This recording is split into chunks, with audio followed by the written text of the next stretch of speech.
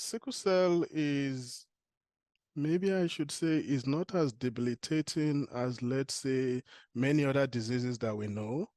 And I'm not saying this to trivialize the disease. It's debilitating enough as it is, but I'm trying to look for um, like if somebody has some kind of mental disability for life, or maybe like a Down syndrome, it's probably not as debilitating as some of there are a number of other debilitating conditions that people can have.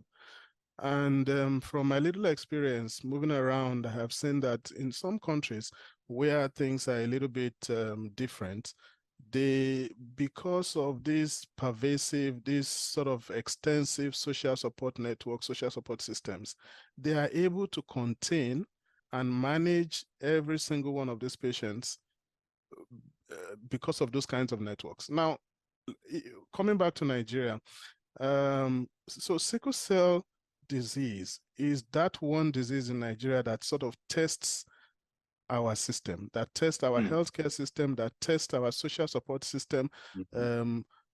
It is not as if we don't have a social support system. The difference is it's not formal, it's not government run, it is informal, and it depends on the goodwill of people you interact with. So for instance, your uncle decides to help you, that's up to him. And that's up to him to decide when to start the help and when to stop the help. So I'm saying this not to say that we do not have a social support system. We do, but it's not formal and it's not government supported. It's not government run. Okay. Yeah. So there's a big difference between a social support system that is both formal and government run. And that's the kind of social support system that would really help to lift these patients. Remember, these are people who ordinarily, apart from the sickle cell disease that causes them to become, if you like, compromised, they are ordinarily very good citizens, very hardworking people, very smart people, very intelligent people academically too.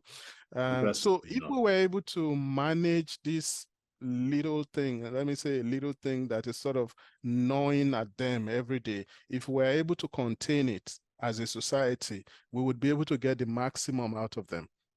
And I'm saying this just to underscore the fact that I know a number of colleagues who have sickle cell disease, maybe I should say sickle cell anemia, so just to make it clearer, who have sickle cell anemia, who are specialist doctors.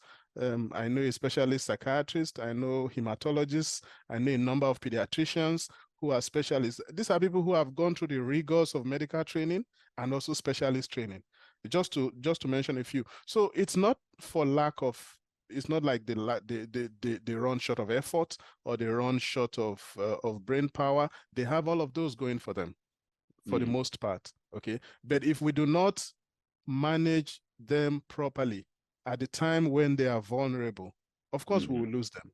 So and that's what I see your foundation doing.